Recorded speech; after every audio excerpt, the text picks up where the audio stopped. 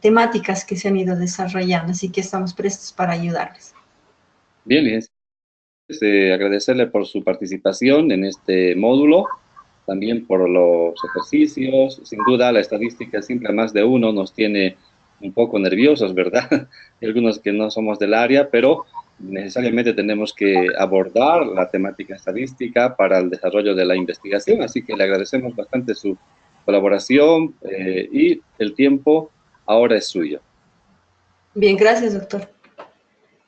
Vamos a iniciar previamente con algo que seguramente la mayoría tiene dudas, que es sobre la regresión y correlación.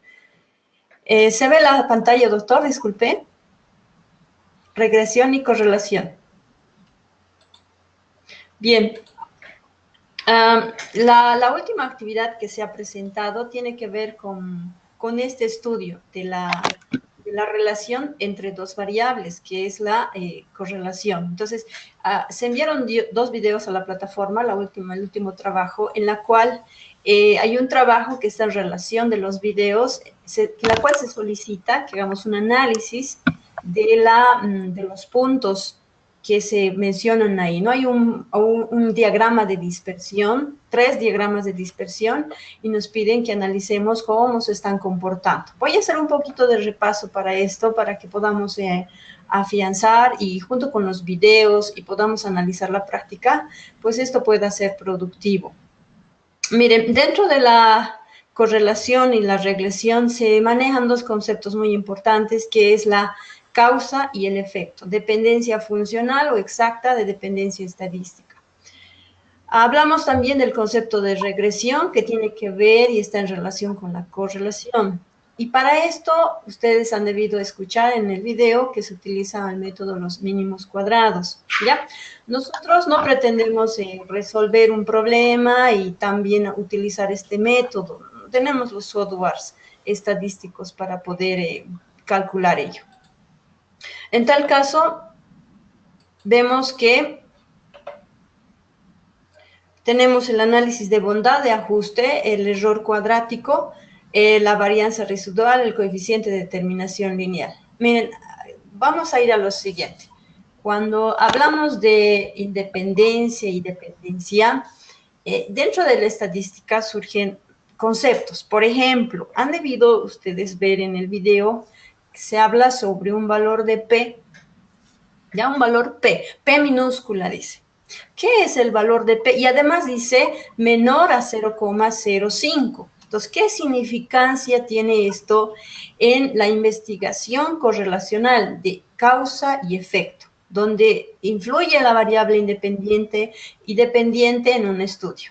¿No? Entonces, establecemos, cuando se estudian dos características simultáneamente sobre una muestra, se puede considerar que una de ellas esté afectando a la otra de alguna manera. En el ejercicio que enviamos en el trabajo, habla, ¿no es cierto?, del monóxido, en la cual hay 3 variables, la nicotina, está hablando de otras 2 más, y están influyendo en el consumo del tabaco, hablan de 2 tipos de tabaco, el rubio y el negro, ¿no? Entonces, miren, en este caso, hay una variable que está siendo afectada por otra variable.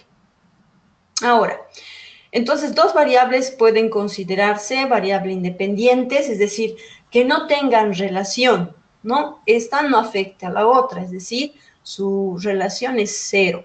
Y en los videos también nos indica de que cuando el R, por ejemplo, hay un valor de R que calculamos, un R de Pearson lo llama. Entonces, si este R está entre 1 y está en -1, o sea, juega entre esos 2 valores.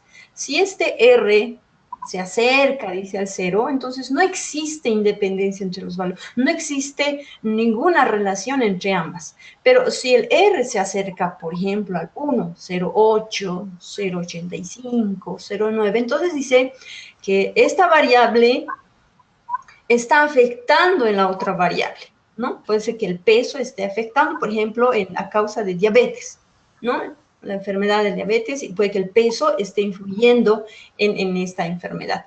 Entonces, cuando no hay relación, el R se aproxima a 0. Y cuando hay relación, se acerca al 0 positivo o también perdón, al 1 positivo y al 1 negativo. Entonces juega entre, ustedes verán, hay una recta, entonces por aquí está el 1 positivo y aquí está el 1 negativo. Y aquí, si se fijan, hay dependencia estadística, nos dice hay dependencia funcional y hay una independencia estadística. Bien, vamos a mostrar lo siguiente. En el trabajo que se dio, se pide que ustedes analicen el diagrama de dispersión. Todo diagrama de dispersión tiene dos variables, en el eje de las abscisas y el eje de las ordenadas. En el eje de las abscisas, lo que se anota es la variable independiente y arriba la variable dependiente. Ahora, si ustedes se fijan en este ejemplo de diagrama de dispersión, se están correlacionando, se están relacionando dos variables.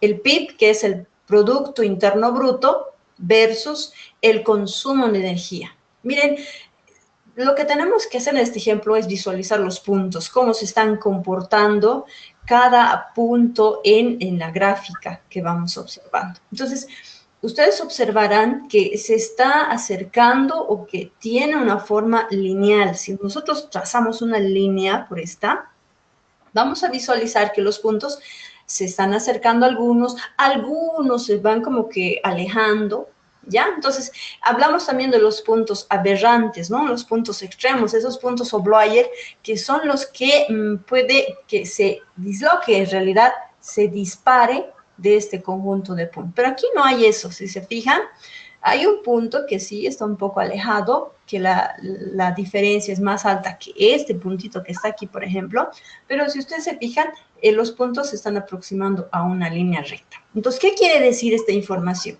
Existe una asociación positiva, las dos variables se están asociando.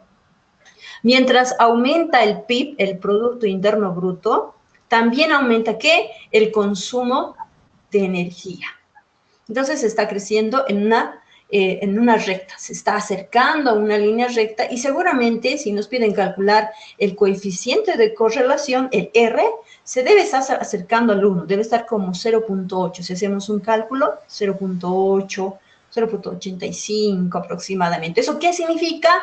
Que la variable PIB influye o afecta en el consumo de energía.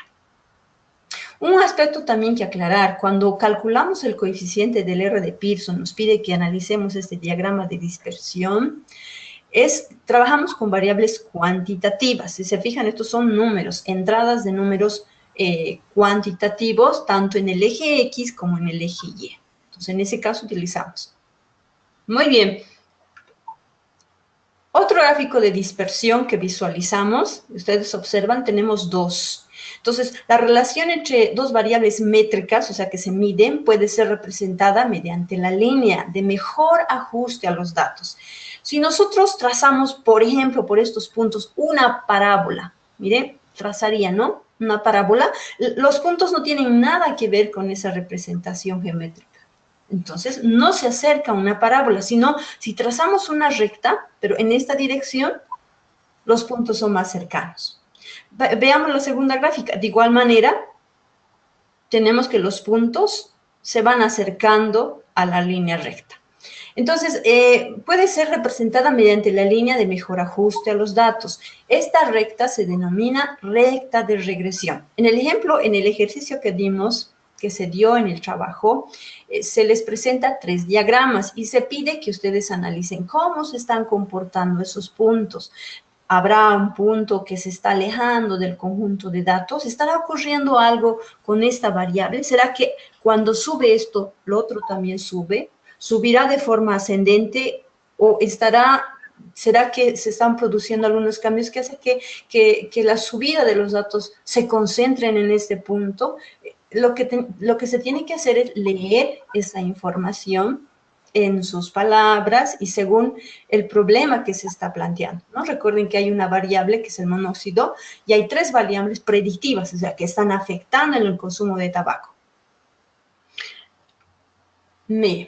Gráfico de dispersión, seguimos. Ahora, en un segundo plano, un segundo video que se envió, habla sobre la recta de regresión, ¿ya? Esta recta de regresión nos sirve para predecir, para pronosticar con estos datos que tengo, ¿qué puede pasar a futuro? Ya es como nosotros lo que hacemos es formar modelos matemáticos a partir de información que recabo y voy a organizar mis modelos. Y lo que yo hago es elegir aquel modelo que predice mejor a ese contexto social o a ese estudio o la información que estoy recapitulando. Entonces, para el cálculo de la recta de regresión, se aplica el método de mínimos cuadrados. Entonces, es un método muy largo. Ya, entonces no vamos a aprender a calcularlo. Sin embargo, un software estadístico no los puede hacer en un solo momento este trabajo. Pero necesitamos entender, porque el segundo trabajo que se ha pedido es que ustedes analicen 3 modelos. Yo les presenté 3 modelos, ¿no? 3 ecuaciones donde está el valor de A, está el valor de B y nos pide que analicemos cuál de estos 3 modelos, dice, se acercan más al modelo del estudio, ¿no? Entonces, en una de ellas, por ejemplo, hay una correlación de 0.90 y tanto. Entonces, mire, significa que ese modelo predice mejor o explica mejor las variables, el efecto que esas variables están teniendo sobre la variable independiente. Hay otro modelo, que es el último, me parece, en la cual el coeficiente de correlación sale 0,43, si no me equivoco. Eso significa que hay una correlación, miren, 0,4, pero es muy baja, ¿no? Es un poquito baja. Entonces, ese modelo matemático no predice muy bien, no está muy cercano a predecir lo que puede ocurrir respecto al estudio que se está trabajando. Entonces, en la parte número 2 se les está presentando, en la parte 2 dice 3 modelos. Entonces, lo que se les pide es que ustedes hagan un análisis de esos 3 modelos, qué estará ocurriendo y cuál de ellos predice mejor a la investigación. Bueno, en el video seguramente han debido observar una explicación tanto geométrica, que no necesitan dominarlo, pero sí necesitamos conocerlo tal vez para intuir qué está sucediendo. Entonces tenemos la recta real, tenemos, aquí tenemos el modelo. Este modelo está construido en función de este análisis geométrico, ¿ya? Entonces no vamos a hacer mucho hincapié en ello porque es otro análisis, es otro trabajo. Entonces lo que sí me interesaría saber que ustedes puedan determinar, puedan observar y puedan analizar que esta ecuación constituye un modelo matemático, un modelo que representa un estudio de una muestra y que a través de eso puedo generalizar mis resultados a una determinada población. Pero recordemos que hay varios modelos, ¿no? Un modelo, en el caso de nuestro ejemplo, son 3 modelos. Entonces tenemos que elegir el mejor modelo que se aproxima o que explica a la variable independiente. Hay algo más que me gustaría puntualizar y es el margen de error. A ver, en los videos y en el trabajo hablamos de un valor P, que dice P menor a 0,05. ¿Qué significa? Cuando nosotros hacemos investigaciones y cuando aplicamos un test, una encuesta, aplicamos un instrumento para recopilar información, nos dice por teoría, y eso manejamos, que el 95% tenemos de certeza de que vamos a dar ese resultado y 5% de que nos podemos equivocar, de que puede haber una falla. 5% de error y el 95% de probabilidad de que nuestros resultados, los resultados que voy a emitir en mi investigación, sean ciertas. Entonces, en todo artículo de investigación, la mayoría, por no decirlo, se utiliza este margen de error y lo llaman la significancia, ¿no? Le dicen el valor de significancia debe ser menor a 0,05. Ustedes en los ejemplos, en el ejemplo 2 y en el ejemplo 3, en realidad, en el ejercicio 3, hay una tabla que se indica y menciona que ustedes deben hallar, estudiar ese grado de significancia, ¿no? Entonces, por ejemplo, hay 3 valores. Uno de ellos debemos compararla. Si es menos 646, me parece que es, revisamos respecto al P si es menor a 0,05. Si es menor a 0,05, decimos que sí, esas dos variables se están relacionando y cuando hacemos la investigación decimos que la hipótesis se aprueba, ¿no? Entonces, una hipótesis que va a ser aprobada. Pero si el P fuera mayor a 0,05, ¿no? Por ejemplo, 0,612 es mayor. ¿Qué decimos? Que las variables son independientes, que la hipótesis se rechaza, la hipótesis alternativa, de que no hay relación en estas dos variables, ¿no? Es como decir, el peso no está afectando en la prevalencia de la diabetes, por ejemplo. Entonces, ese P nos saldría un mayor a 0,067, pero si hubiera efecto del peso sobre la prevalencia de la diabetes, entonces el valor de P nos debiese salir menor a 0,5. Por ejemplo, 0,0001 sería menor. Entonces hablamos de ese margen, de ese error que en el video ustedes van a visualizar y que también en todo artículo de investigación siempre está presente el valor de P.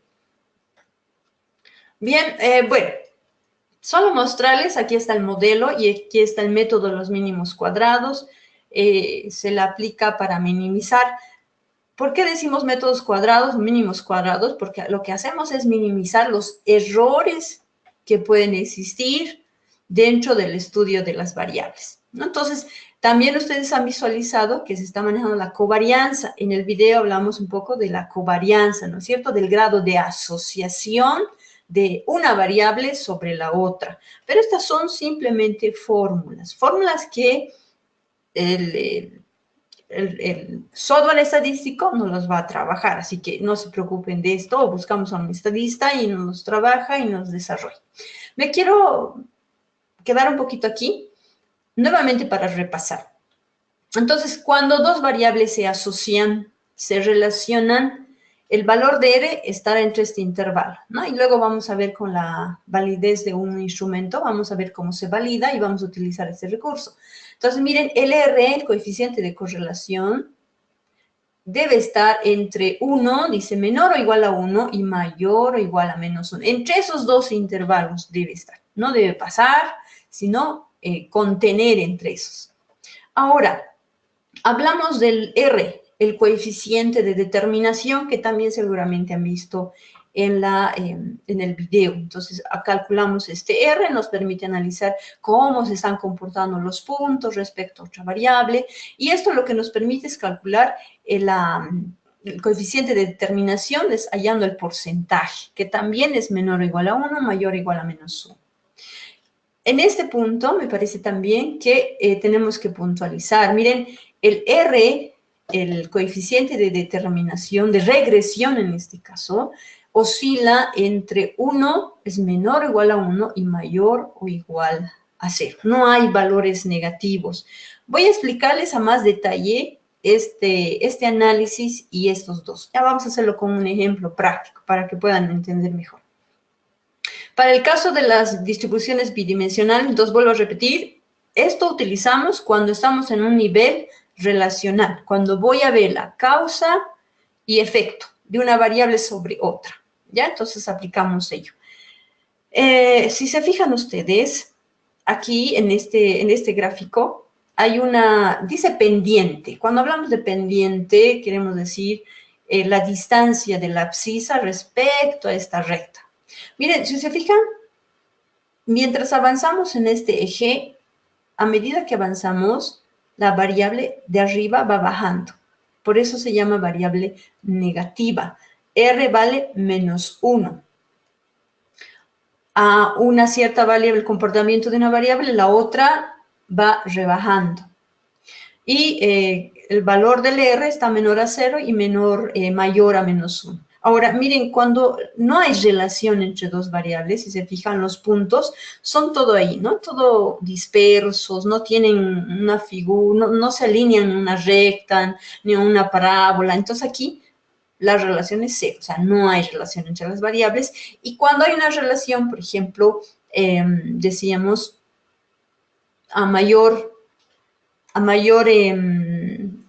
comportamiento de una variable, mayor. Voy a darles un ejemplito de los colportores. Por ejemplo, si un colportor sale más días a trabajar, ¿va a vender más libros? Entonces, habría que probarla, ¿no? ¿Será que a más días de trabajo, mayor venta? Sería una hipótesis, ¿no? Entonces, probaríamos si es que el R nos sale 0,09, suponiendo, se acerca al 1, 0,9 suponiendo. Entonces, ¿qué significa? Que es cierto que a mayor horas de venta, a mayor días, perdón, de trabajo, voy a vender más libros, ¿no? Entonces, esa sería mi hipótesis. Y si la puedo comprobar haciendo mis cálculos. Bien, entonces en los 3 ejemplos que ustedes tienen en la pregunta 1, tienen diagramas de dispersión y ustedes deben analizar cómo se están comportando esos puntos. Hay una relación, no habrá dependencia, habrá cierta dependencia entre los valores. ¿Qué está ocurriendo con cada uno de ellos? Bien, voy a dejar por un lado este análisis y voy a pasar al segundo punto, que es la correlación como valor predictivo, que es el R de Pearson. Voy a afianzar un poquito más este concepto que hemos visto en la anterior diapositiva. Bien. Voy a iniciar desde la anterior sesión. Vimos y he presentado una pirámide. Dijimos que en estadística existe una taxonomía de la aplicación estadística, dijimos, ¿no? Entonces, para recordar, dijimos que empezamos con una fase exploratoria, que es la investigación cualitativa que realizamos. Siempre iniciamos esta fase. Luego hay estudios descriptivos. Se les dio una actividad número 2, en la cual se pedía que ustedes determinen, ¿no es cierto?, la mediana, la moda, la media aritmética, medidas de tendencia central. Se pedía analizar el diagrama de la caja de bigote o el block spot, como se la llama, en este nivel.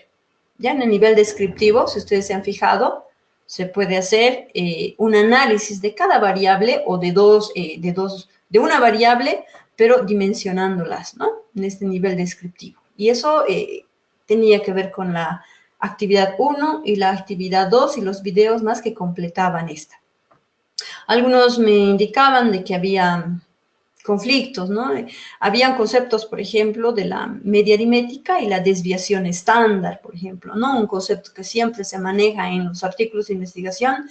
La media aritmética y la desviación estándar están casados, o sea, siempre están presentes porque ambos se leen. La desviación indica cuán significativa puede ser la media aritmética. Entonces, en este nivel es todo lo que hemos visto, un análisis unidimensional.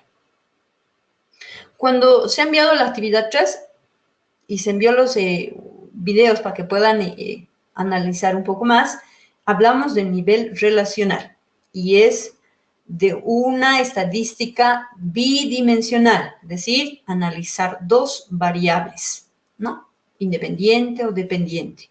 O en el caso, una independiente y 3 dependientes, ¿no? Bueno, eso va a caracterizarse según el problema. Y estas vamos a dejarlas a nivel explicativo, predictivo, aplicativo, porque seguramente hay más herramientas para trabajar. Entonces, en este nivel relacional, miren, hemos visto el coeficiente de R de Pearson, ¿ya? Es 2 variables cuantitativas. Luego se ve, también hay un nivel, una correlación entre variables cualitativas y la otra también, cual y cual. Entonces, ¿qué hacer cuando son cual y cuales? ¿Qué recurso estadístico voy a utilizar? Pues nos dice la estadística que hay herramientas, por ejemplo, el chi cuadrado.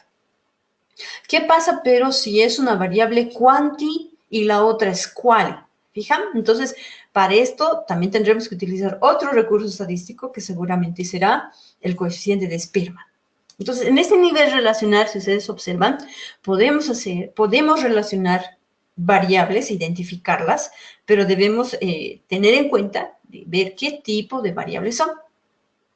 Bien, respecto a este nivel, y me voy a enfocar en ello, vamos a hablar de una propiedad muy importante porque va a ser parte del trabajo final que ustedes tienen que hacer, ¿sí?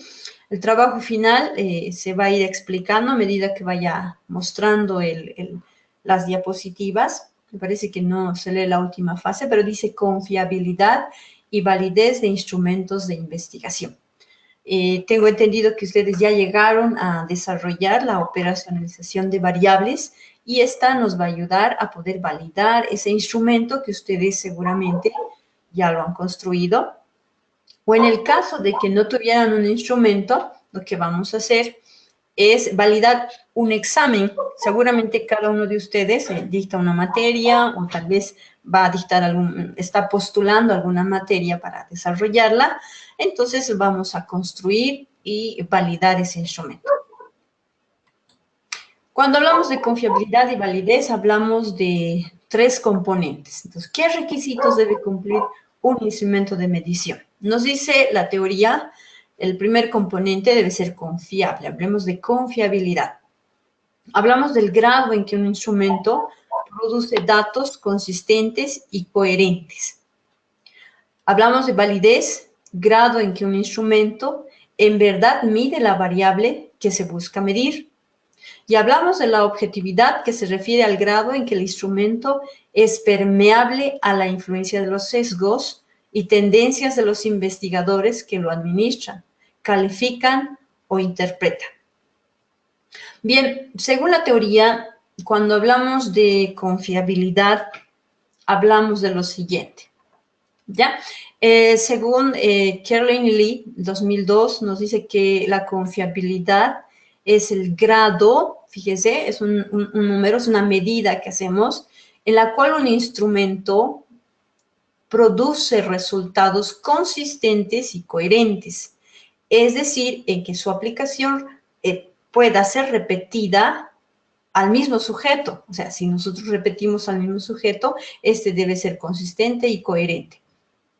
Y además que produzca los mismos resultados. Vamos a ver este ejemplo. Si nosotros medimos la temperatura ahora, ¿ya? Usamos un termómetro y nos dice que ahora, por ejemplo, en la oficina estoy sintiendo que estamos por 16 grados, está haciendo frío, ¿ya? Entonces, luego de 2, 3 minutos, nuevamente vuelvo a medir y resulta que estoy a 25 grados. Pasa otros 3 minutos y resulta que está a 5 grados. ¿Qué está pasando con mi termómetro? Puede que no sea muy confiable, ¿no? Porque este instrumento no está midiendo la temperatura como debe ser. Entonces, como que hay una falla, algo ha pasado con este termómetro que no es muy fiable, no es confiable, perdón, para que podamos tomar este dato. Entonces, lo que buscamos con la confiabilidad es que nuestro instrumento pueda medir en todo momento una determinada información. Esta confiabilidad varía entre los siguientes resultados. Miren, va entre 0 y va entre 1. ¿Ya? Entonces, vamos a aprender a calcular la confiabilidad de un instrumento para ver cuán confiable es. Y vamos a ver que según este autor Oceda, 2011, la clasifica de esta manera. Hay otros autores que también clasifican indistintamente, ¿no? Pero en realidad son mínimas las diferencias. Por ejemplo, si al calcular nosotros obtenemos... Disculpe que la interrumpa. ¿Sí? Dígame. Estamos viendo la segunda pantalla. ¿Se podría poner la pantalla principal para que pueda verse más grande? Ya, un momentito. Vamos a...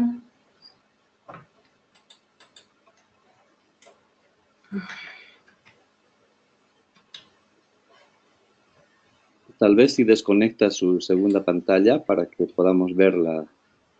Sí, vamos a un ratito. A ver ahí.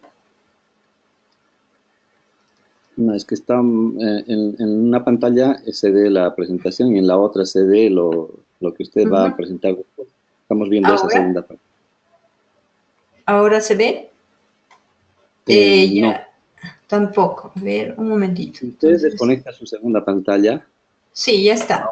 Ya está desconectado. ¿Ahora sí? Ajá, si le pone modo de presentación. Sí, sí.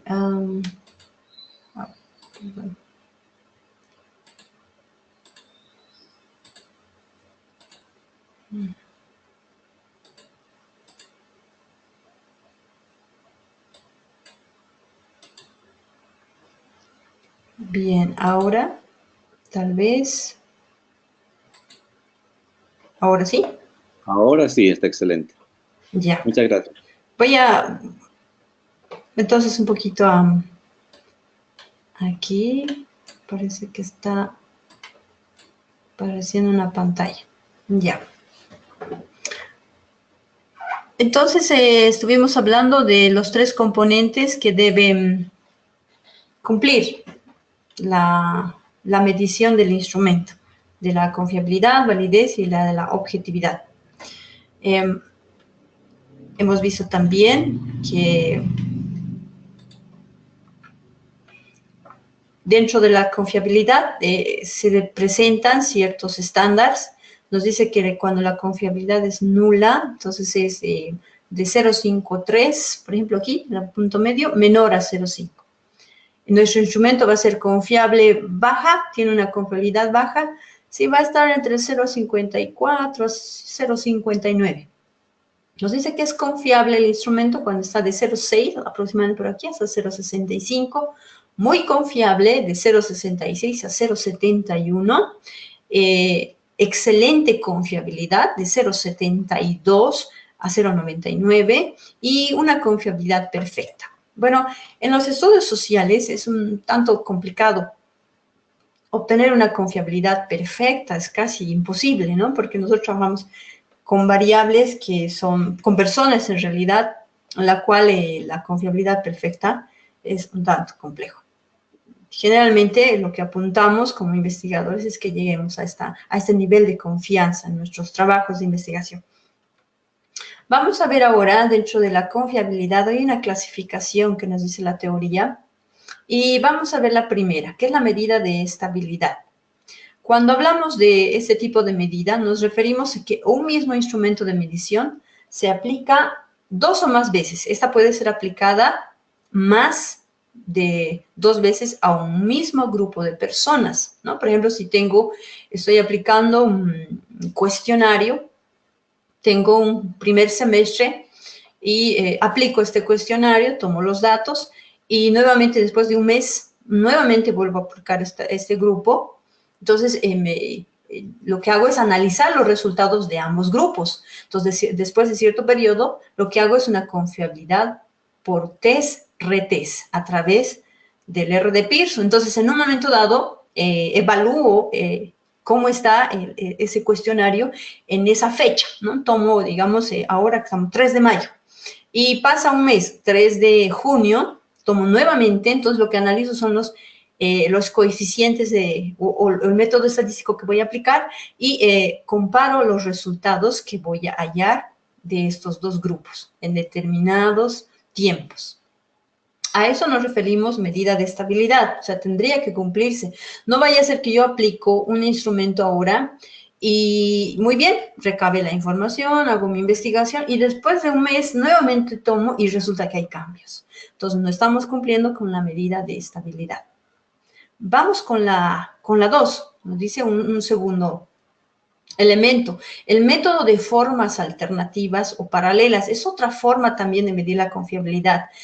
Aquí no se administra el mismo instrumento de medición, fíjense, no es el mismo, sino 2 o más versiones equivalentes de este. O sea, que tengan parecido, pero no son iguales. Entonces, coeficiente de correlación, producto, momento de Pearson. Si observamos en esta segunda clasificación, no solo manejamos un instrumento de medición, sino más de 2 versiones, pero recordemos que si vamos a aplicar a este curso un examen, por ejemplo, aplico un examen, ¿ya? Nuevamente vuelvo a aplicar otro examen, pero con similares características en determinado tiempo, y otra más, 3 exámenes, entonces, obviamente tiene que ver con el tema, ¿no? No vaya a ser que es de otro tema y de otro tema, tendría que ser de un solo tema específico, y los tres instrumentos de medición y al final lo que voy a hacer es observar cómo están funcionando, qué resultados me están dando los tres instrumentos al finalizar. Y fijémonos y qué tal, si este instrumento en la primera fase nos salió 0,86, en la segunda nos sale 0,75 y en la tercera nos sale 0,45, ¿qué será que está pasando con estos instrumentos? Entonces, esta segunda clasificación tiene que ver con método de formas alternativas o paralelas. La tercera forma también de ver la confiabilidad es el método de mitades partidas. ¿Qué se necesita? Solo una aplicación. El total de ítems se divide en dos partes, ¿no? Dos y mitad, mitad, y se comparan los resultados. ¿A través de qué técnica lo hacemos? De Pearson o de Sperman-Brown. Ya podemos utilizar alguno de estos recursos estadísticos. Pero se hace, por eso dice mitades partidas. La mitad del cuestionario y la otra mitad, y lo que hago es observar cuánto de correlación me ha salido de ambos. Y lo que hago es analizarlas, ¿no? Si una de ellas, por ejemplo, de 20 preguntas, mi cuestionario, 10 me sale 0,65 y la tercera me sale 0,85, todos los coeficientes de correlación están tanto disparejos, ¿verdad? 0,65, 0,85, como que la primera todavía tuvo dificultades y la segunda aún habría, bueno, la segunda está mejor, pero cuando aplicamos esa metodología, los dos coeficientes tienen que estar a la par. ¿Sí? Entonces es lo que se tiene que buscar. Y la cuarta diríamos, método de confiabilidad es la medida de consistencia interna. Requiere solo una administración. Entonces tengo mi prueba, mi cuestionario, lo administro solo una vez, o sea, hay confiabilidad del test, según el método de división de las mitades de Rulon y de Goodman, o también fórmula 20 de Q de Richardson. Para esto también aplicamos el coeficiente del alfa de Cronbach para hallar la consistencia interna. Miren, nosotros en esta sesión no vamos a hacer todo esto porque nos tomaría mucho tiempo y además cada uno requiere su tiempo, requiere ciertos ejemplos para que podamos dominar. Lo que vamos a trabajar en esta sesión es esta medida de consistencia interna. Vamos a aprender a calcular con un ejemplo y aplicarlos en nuestro quehacer académico y bueno, pues lo demás queda a disposición para ser investigado, para analizarla, para poder trabajarla cuando nuestras investigaciones ameriten. A ver, vamos a ir con un ejemplo. Tenemos un examen, ya, es un examen, una prueba de entrada sobre un tema que es de semejanza de triángulos, ¿ya? Esto se lleva en lo que es en la materia de fundamentos matemáticos en la primer semestre de la carrera de ingeniería, o también en la carrera de ciencias administrativas. Hay una materia, fundamentos matemáticos, y este es un tema de los muchos que se trabaja. Entonces, miren, se proponen 10 preguntas. Si ustedes observarán, cada pregunta tiene posibles resultados, en este caso hay 5. Entonces, este examen, vamos a empezar con un examen, porque todos nosotros trabajamos o desarrollamos o impartimos alguna materia, y siempre nos toca desarrollar pruebas, ¿no es cierto?, para medir el conocimiento de nuestros estudiantes, cuánto han aprendido en determinado tiempo, ¿no? Cuántos están estudiando o cuántos no están desarrollando esas capacidades que ameritan o que exige la materia. Entonces, uno prepara un examen y el hecho es de que muchas veces podemos construir exámenes o para aplazar al estudiante o para aprobarlos a todos. Pasa lo siguiente, a veces preparamos un examen y decimos, con este examen nadie va a resolver, ¿no? Entonces, o si no, voy a hacerlo tan fácil que todos aprueben. Entonces, miren, no estamos siendo muy prudentes al elaborar un examen, porque ¿qué es lo que tienen que medir? Por ejemplo, si yo voy a elaborar un examen de operaciones aritméticas, ya uno sencillito. Tengo que elaborar un examen y las operaciones aritméticas tienen 4 componentes: la suma, la resta, la división, suma, resta, multiplicación y división. ¿Ya? Entonces, mi examen debe contener preguntas en estas 4 dimensiones, Entonces, voy a preparar seguramente 4 preguntas para suma, 4 preguntas para resta, 4 para multiplicación y 4 para división. Pero de ahí se me ocurre, ¿no? Y digo, a ver, voy a ver si mis alumnos son más osados. Uno de ellos debe ser siempre más... que sabe más o que está más despierto, ¿no? Entonces dice, voy a preguntar sobre radicales, ¿no? Y meto una pregunta de radicales. Entonces, ¿será que estoy siendo objetiva con mi propuesta de examen si al final estoy introduciendo una pregunta que no tiene nada que ver con las operaciones aritméticas? Es por ello que es muy importante, antes de elaborar una prueba, yo como docente, como investigador, debo buscar ser siempre objetivo al momento de elaborar mi instrumento. Tampoco voy a ser muy bueno y decir, bueno, hacer preguntas tan sencillas que todos aprueben porque no estaré midiendo. Entonces, recordemos que un examen nos muestra el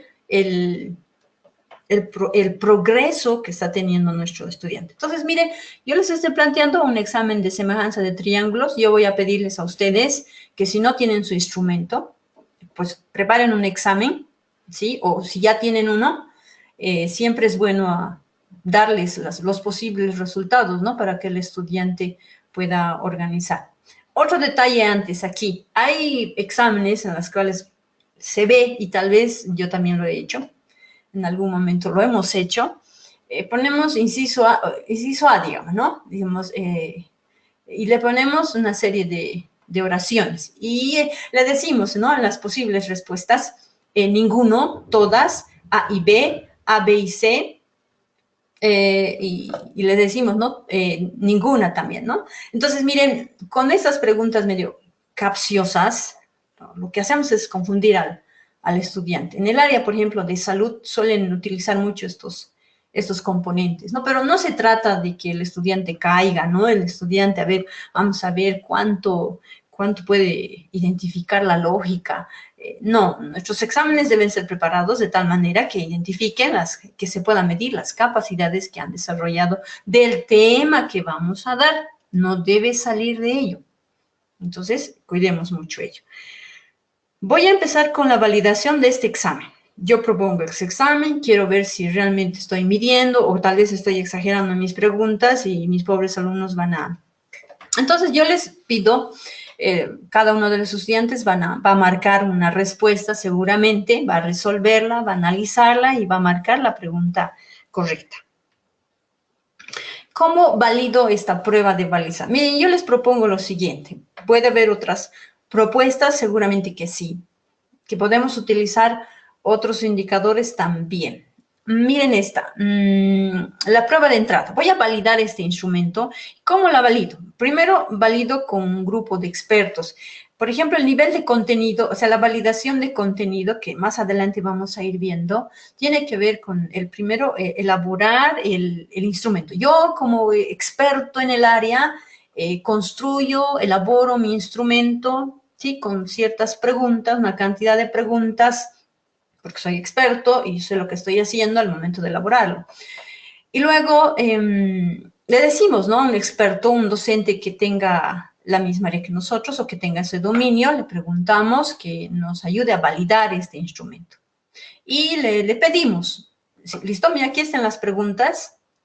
Y al lado lo que anotamos es representar los indicadores de evaluación que va a hacer. Por ejemplo, 0 lo puse deficiente, ¿ya? 1, regular. 2, bueno. Es decir, el experto, la persona que también, como yo, sabe del área, listo, le pedimos que nos evalúe este examen. Y a ver, me dice, la pregunta 1, me parece que esta pregunta está regular. No me parece que esté muy... Hay ciertos valores que faltan, el estudiante se puede confundir. No, entonces me pondrá deficiente o me va a poner una X. ¿Ya? Entonces puedo pedirle a un cierto grupo de expertos a que me evalúe. ¿Ya? 0, 1, 2. Igual la pregunta 2 me dice, esta pregunta sí está interesante, creo que sí mide lo que se quiere, el punto medio, entonces digo, bueno. Entonces, cada pregunta, si se fijan, le pedimos que nos evalúe, Muy bien, no los va a marcar. Eso tiene que ver con la validez de criterio en este caso. Ahora, para que este instrumento que yo hice sea confiable, vamos a utilizar este recurso que es el coeficiente del alfa de Cronbach.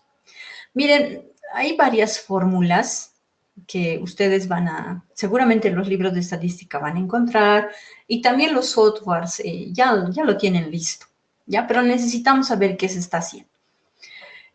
Para esta sesión lo que voy a enseñarles es a manejar en el Excel para que vean que es sencillito, que no es complicado y que lo pueden trabajar. El alfa de Cronbach lo estamos representando con la letra griega alfa, ¿listo? Y es igual nos dice, miren, hay una letra K mayúscula, y esa representa el número de ítems o número de preguntas que hice. Por ejemplo, yo en mi ejemplo tengo 10 preguntas. Ustedes pueden tener 15, pueden tener 20, ¿ya? Y lo que tenemos que es anotar aquí el número de ítems. Está dividida entre ese valor de K, número de ítems, y restado menos 1. Entonces, una primera operación que vamos a realizar. Al lado está multiplicado, aquí como no hay espacio significa multiplicación. Si ustedes se fijan en estas barras, es valor absoluto, ¿ya? Ya les explico qué significa. ¿Valor absoluto de qué? De el número 1 menos la sumatoria, este símbolo que ven es sumatoria, sumar todos los BI. ¿Y BI qué significa? Varianza independiente. Vamos a ir viendo también cómo la calculamos. Y está dividida entre la varianza del total, que es BT. ¿Listo? Y nos sale este resultado. ¿Ya? Entonces, miren, me gustaría trabajar el Excel con ustedes un ratito. Voy a abrir el Excel para indicarles cómo vamos a hacer. Yo voy a enviarles esta plantilla en Excel para que ustedes puedan modificarlo, puedan trabajar, ¿ya? Les voy a indicar cómo se hace. A ver, voy a borrar todo esto que se ha calculado. Vamos a dejar los vacíos. Listo. Miren, ¿qué vamos a hacer? Primero vamos a llenar una base de datos, ¿ya? Entonces, ese examen que yo quiero validar, que les mostré, ¿verdad? Entonces, perdón, aquí, pregunta 1, pregunta 2, pregunta 9. Solo he hecho las 9 preguntas, me faltó una. ¿Listo? Entonces, solo voy a practicar con 9. Si yo tengo 15 preguntas, pondré pregunta 1 o ítem 1, ítem 2, ítem 3, ítem 5, 7, 8, 9, 10, 11. Esto va a crecer dependiendo de la cantidad de preguntas que tengamos en nuestra prueba, en nuestro examen, en nuestro test, en nuestro instrumento. Y aquí son los sujetos quienes han evaluado el instrumento. En este caso vamos a trabajar con 9 sujetos, ¿ya? 9 a los que he pedido que me validen ese instrumento, 9 personas que conocen del área y que me pueden ayudar a validarla. Tengo entonces lo siguiente. En este ejemplo voy a usar lo siguiente. Miren, vamos a utilizar 1, vamos a decir que 1 vale deficiente. Generalmente los números menores se las anota como, se las codifica en un rango menor. 2 voy a decir que es regular. Y 3 vamos a establecer que es buena. Estoy trabajando con 3, si se fijan aquí, con 3 categorías, ya que me va a permitir evaluar mi examen. Entonces, miren, cada uno, yo le doy la prueba y seguramente la pregunta 1 va a marcar, ¿no? O está deficiente tu pregunta, o estará regular, o estará buena. Entonces, estos son los resultados de cada uno de las personas que han respondido. Ustedes observan, cada uno. La pregunta 1, el sujeto 1 me ha respondido 3, o sea, dice que es buena la pregunta. Pero el sujeto 2 dice que también está buena, el sujeto 3 dice que está buena, el sujeto 4 me dice que está deficiente, el sujeto 5 me dice regular, el sujeto 6 me dice que está buena. Y así realizamos codificación de los datos de nuestro instrumento. Bien, la fórmula es esta, ¿verdad? Esta es la que estamos trabajando. Entonces la copiamos aquí para que podamos ver. ¿Qué necesitamos? Miren, necesitamos K. K dijimos que es el número de ítems o número de preguntas que tiene nuestro instrumento. Entonces vamos a ponerle acá K y voy a borrar. Vamos a borrar todo esto para ver de dónde viene y cómo se calcula. El valor de K tenemos que calcular. K menos 1 también, eso lo vamos a trabajar luego. Necesitamos esta formulita, sumatoria de BI. Aquí está. Vamos a obtener aquí. Y BT dijimos que es la varianza total, ¿no? BT. Y aquí es la sumatoria de las varianzas independientes. Muy bien, damos un espacio y vamos a ir calculando. Bueno, lo que hacemos también cuando tenemos fórmulas muy grandes, lo que hacemos es dividirlas, seccionarlas. Todo esto va a ser la sección número 1. ¿Listo? Sección 1, esta parte. La sección 2 va a ser lo que está dentro de esos corchetes, toda esta parte.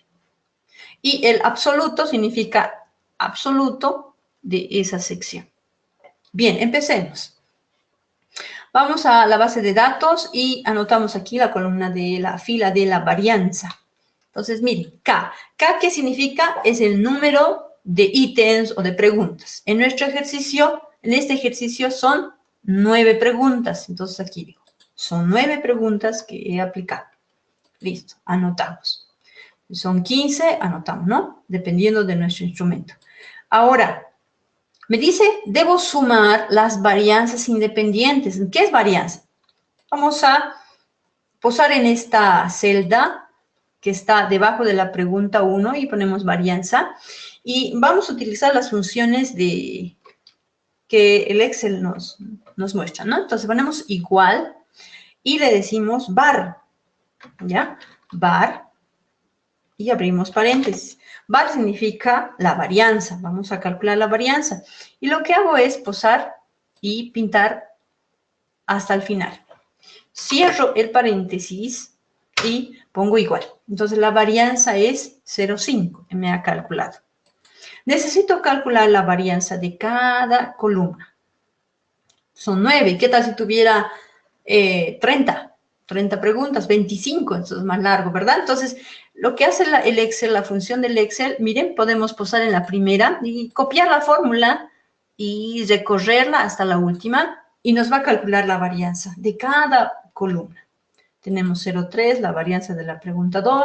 En la pregunta 3 hay una varianza 1, miren, es alta la varianza. Y en pregunta 5 también es alta.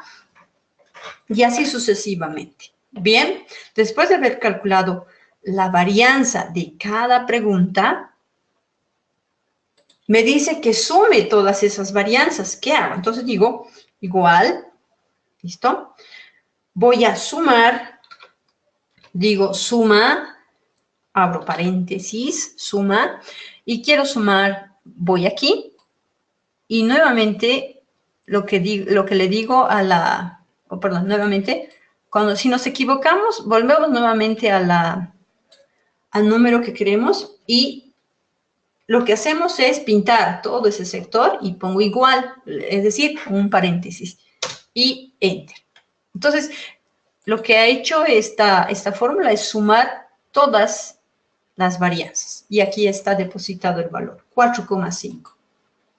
Me voy ahora a la varianza total. ¿De dónde obtengo la varianza total? Entonces, mire, de lo siguiente. Si ustedes se fijan, del sujeto 1, la varianza total se obtiene de sumar la varianza de todas estas filas. Lo que hacemos es obtener la suma de toda esta fila del sujeto 1. ¿Cuánto?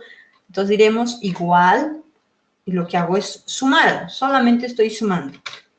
Y sumo toda la fila. Cierro el paréntesis y enter. Entonces me sale 25. Entonces debo hacer también del sujeto 2, sujeto 3. Pero como podemos copiar la fórmula, miren, posamos y nos vamos a la parte inferior del lado derecho y estiramos hasta abajo. Y lo que hace la función es sumar, ¿verdad? A cada fila. Muy bien, entonces ya tengo las sumatorias de todos los puntajes de cada individuo. Entonces, en la varianza, ¿qué debo calcular? Dice igual, debo calcular la varianza, entonces var, abro paréntesis, var de varianza, y sumo, pues en realidad marco desde el 25 hasta el 13 y cierro el paréntesis. Y tengo, posiblemente me puede salir así, ¿no? Con muchos decimales. Lo que vamos a hacer es redondear. Y con esta teclita vamos a redondear a 2 decimales. ¿Listo? Entonces solamente, ¿no? Con varias. Bien, miren, hemos calculado K, el número de preguntas, la sumatoria de las varianzas independientes, aquí está, que ha sido la sumatoria de esas, y la varianza total. Bien, ya he calculado todos los elementos de la fórmula. Ahora me voy a la operación de las secciones. ¿Qué es la sección número 1? La sección 1 es todo este sectorcito. ¿Ya? Entonces diré, igual, recordemos que para hacer una operación siempre andamos igual por delante.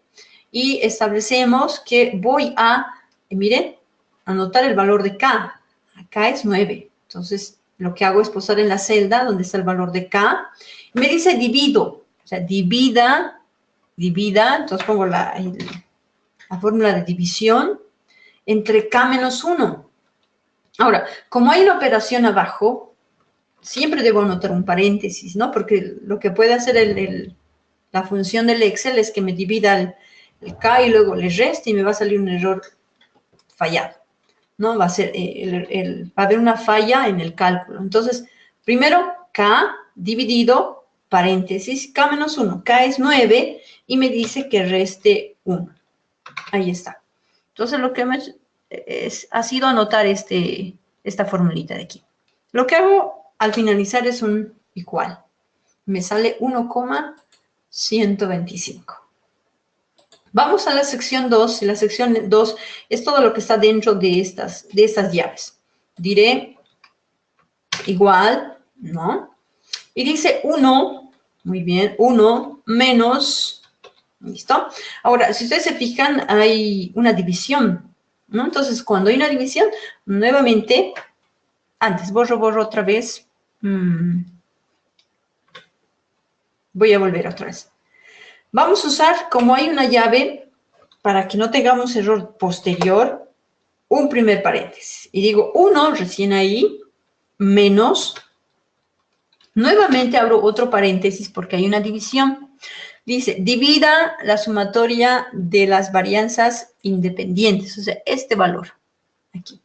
Reconoce y digo, dividido, y me dice entre las varianzas totales. Y varianzas totales es este.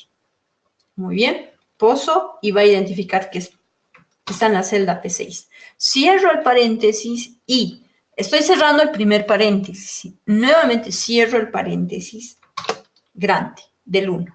¿Está bien? Miren, hemos usado 2 paréntesis para que la función no nos dé algún problema de error, ¿no? Nos puede salir falla. Entonces, mejor manejar los 2 paréntesis.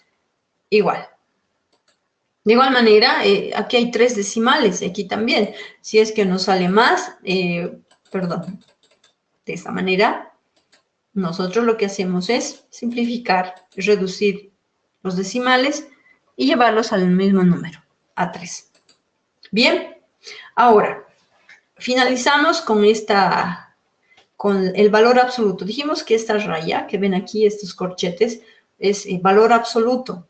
¿Ya? Entonces, como este valor de la sección 2 nos ha salido positivo, es 0,73, no es necesario hacerlo, pero puede que en algunos problemas o pruebas que nosotros, o cuestionarios que vamos a validar, nos salga negativo. Entonces, por tal razón, vamos a cumplir la fórmula.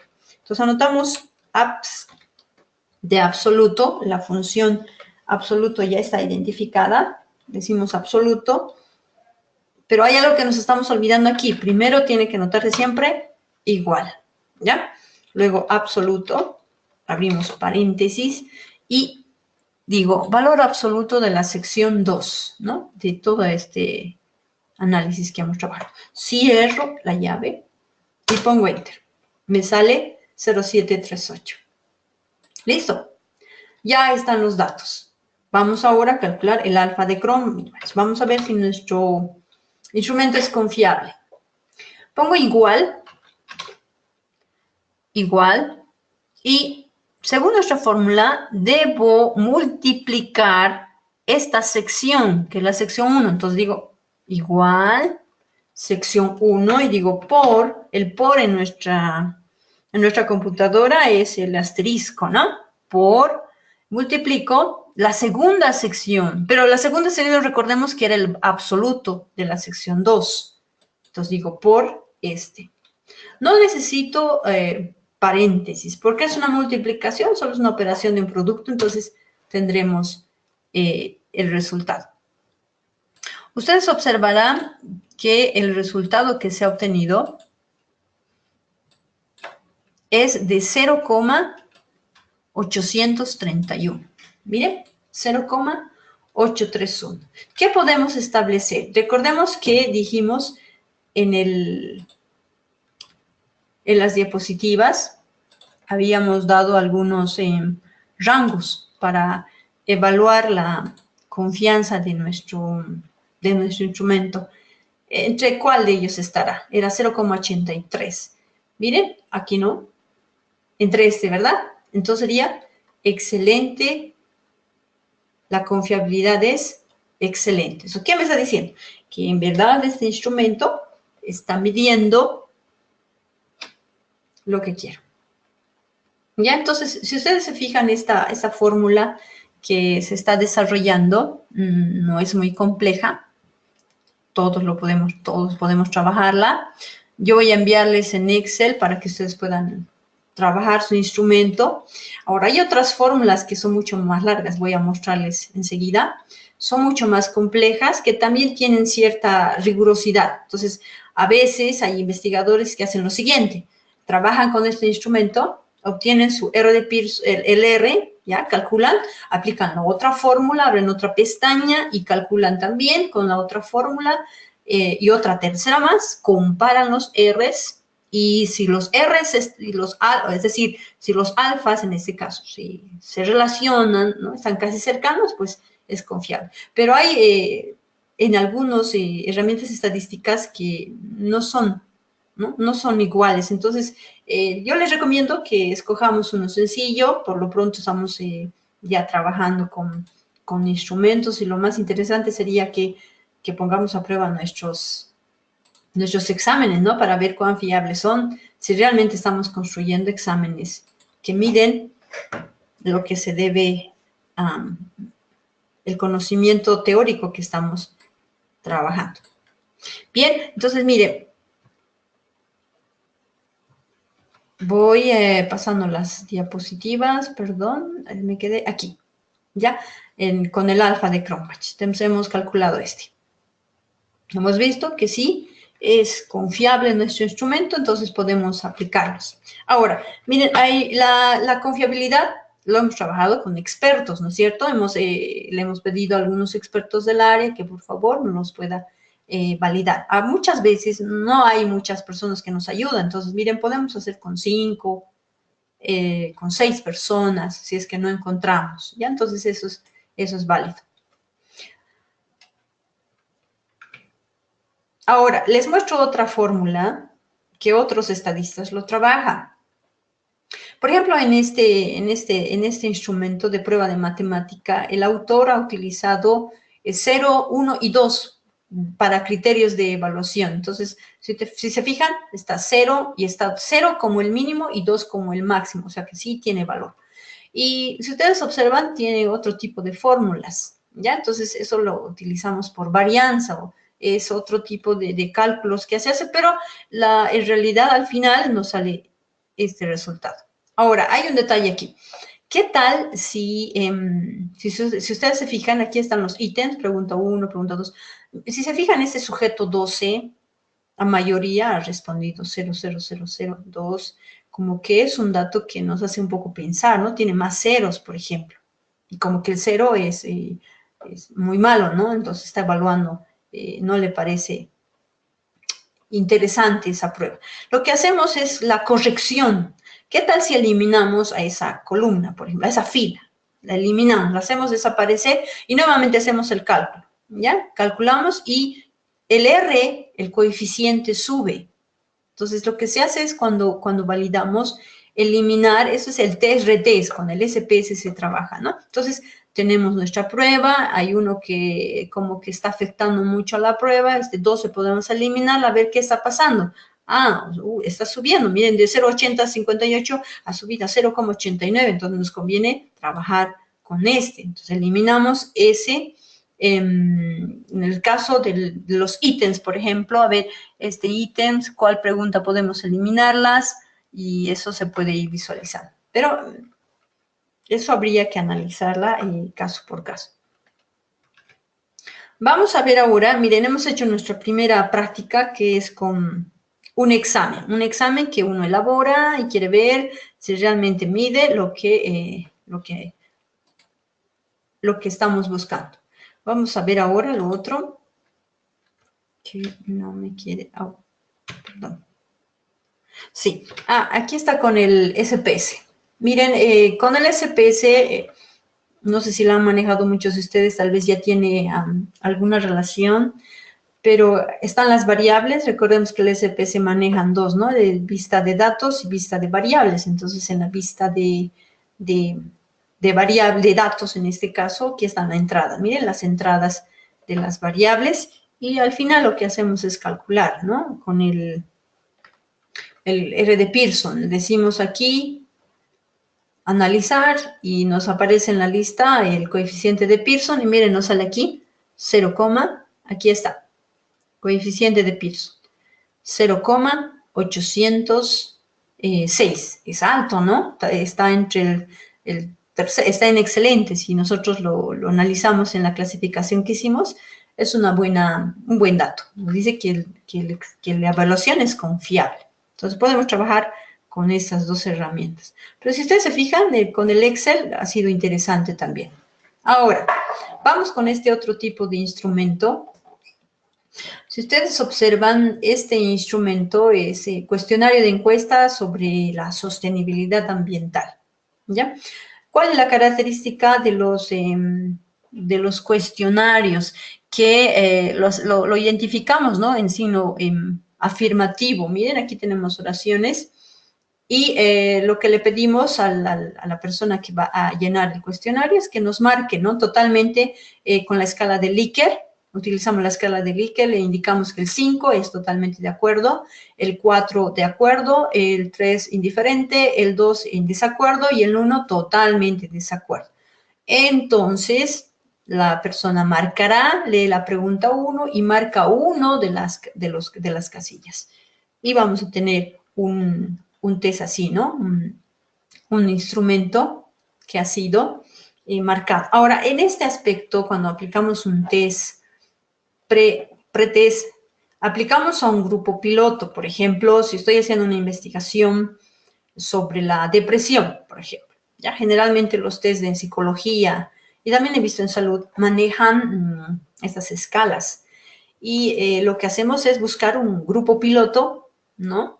Un grupo de personas que tengan las mismas características que el grupo de estudio. Y este grupo piloto puede estar de 10, 15 personas. La teoría nos dice que si mi población, tengo una población N, el 30% de esa población N representa a mi grupo piloto. Ya, eso dice la teoría. La mayoría de los casos que vi en las investigaciones lo que hacen es buscar grupos de pilotos, porque nuestras poblaciones tampoco son muy grandes, depende también del estudio que hacemos. 10 a 15 personas, nosotros les pedimos que tengan las mismas características y va a ser un test en depresión. Entonces, quiero aplicarlo aquí en la UAP, por ejemplo. Quiero aplicarlo al 5º semestre, ¿ya? Quiero ver si las señoritas o las mujeres o los hombres se deprimen más. Entonces, aplicamos este instrumento en otra universidad. Busco un grupo piloto con las mismas características del 5º semestre, ¿no? Que estén llevando casi las mismas materias, la edad también esté casi, aunque la edad es un poco indistinta, ¿no? Pero las características del grupo sean similares al de estudio. Entonces me voy a otra universidad y lo que hago es buscar a esos 15 jóvenes que me van a ayudar a validar mi instrumento, yo les distribuyo el instrumento, les digo, por favor, que marquen las casillas según vean lo conveniente. ¿Listo? Entonces, me marcan y ¿qué hacemos? Miren, en este ejemplo hay 17 sujetos a los cuales se ha pedido que llenen ese instrumento. Antes de pasar. Ese instrumento, antes de que pueda validarlo con el grupo piloto, previamente lo he construido, ¿verdad? O sea, yo lo he buscado, lo reviso, hago mi análisis de contenido. Lo que hago es ver si esta pregunta si tiene que ver con lo que estoy investigando, y la segunda, o tal vez hay palabras que no están adecuadas a nuestro contexto cultural, a nuestra sociedad. Entonces, lo que previamente hacemos es revisar, ¿no? Cada uno si corresponde o no. Entonces, a veces lo que pasa indiscriminadamente, utilizamos un test, un instrumento, y ya lo aplicamos así de inmediato, ¿no? Entonces, apliquen ese instrumento, nos va a permitir medir algo. Pero miren, no estamos cumpliendo los criterios de confiabilidad. Entonces, primero debo revisar como experta que soy. Y si no soy experta en el área, tendré que buscar a alguien, ¿no es cierto?, del área que me ayude y me diga, bueno, ¿qué tal este instrumento? ¿Te parece que es confiable? O sea, dame una revisadita. O, ¿qué tal si el instrumento es en inglés? ¿No? Un instrumento muy bueno y que resulta que lo han trabajado y que está midiendo una variable que estaba realmente complicada de medirla, pero lo han encontrado. Entonces, lo que hacemos es buscar uno que sea experto en inglés, ¿no es cierto?, que domine el inglés y me pueda hacer una revisión. O en el caso de que también un segundo elemento va a ser que sea uno que hable inglés o que entienda, y uno experto en castellano, ¿no es cierto?, que nos pueda ayudar. Y el otro que sea el experto en la temática que se va a desarrollar. Entonces, miren, antes de validar al grupo piloto, por favor, debemos revisar nuestro instrumento, ¿ya? Ver siempre el contexto al cual va a ir, el grupo de jóvenes. Miren, me he topado con instrumentos en las tesis que a veces me ha tocado leer, instrumentos en los cuales se están dirigiendo a un grupo de, por ejemplo, de choferes, ¿ya? Se ha hecho un cuestionario, un grupo de choferes, y resulta que las preguntas eran un tanto complejas, es decir, utilizaban palabras, términos un tanto rigurosos, técnicos, ¿no? Y como que no daba al contexto. Recordemos que nuestra población, ¿no?, de los señores que trabajan en los trufis, tienen un lenguaje, ¿sí? Entonces, preguntarles preguntas rebuscadas, ¿qué está haciendo? Que sesguemos la información, o sea, no entienden esta pregunta, ¿qué habrá querido decir? Entonces, algunos dicen, de Doma y de Dopingüe, a ver, voy a elegir este, ¿no? Entonces, muchos, cuando no entienden, lo que hacen es marcar el que les parezca, o hacen ensayo-error a la monedita y ya está. Entonces, fíjense, es muy importante que revisemos previamente el análisis de contenido en las preguntas, después de que yo, como experto del área, o he buscado a alguien, me lo revisa el instrumento, recién aplico en el grupo control. ¿Listo? Busco las 17 personas y miren, aquí están los resultados. 17 sujetos y son 25 ítems. En este caso son ítems. Entonces, aquí tenemos los datos, fíjense, hemos llenado la base de datos y esto es fórmula. Entonces, está en el Excel y uno lo que necesita solo es llenar esto. Inmediatamente la computadora te lo trabaja y al final ya te da el resultado. ¿Listo? Entonces, es solo llenar esta base.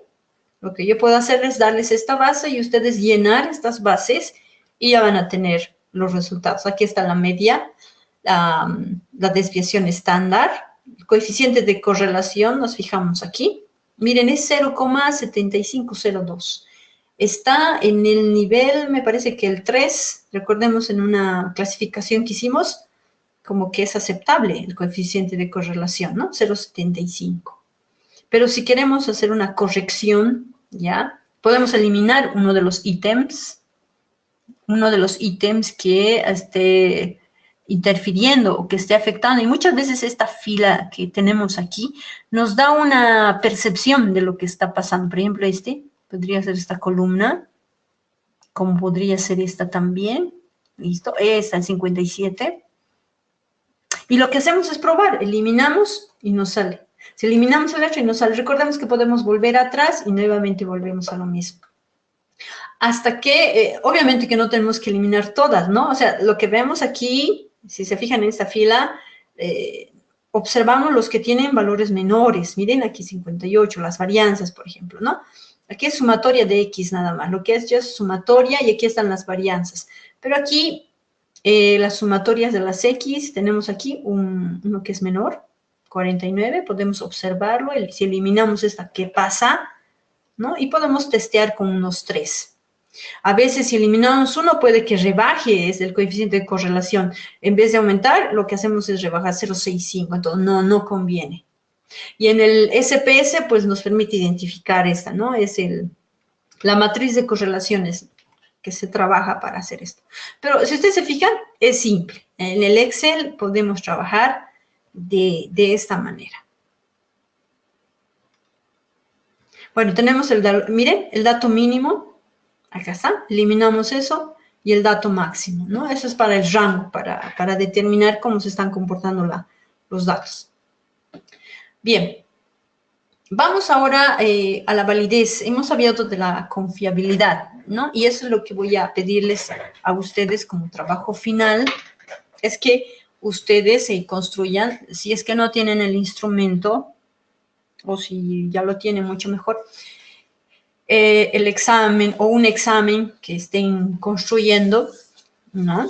Y podamos trabajarla de tal manera que podamos medir la confiabilidad. Buscamos un grupo de estudiantes, por ejemplo, mi examen voy a buscar en 15 estudiantes y voy a evaluar cómo está, si realmente mi examen está evaluando lo que debe ser.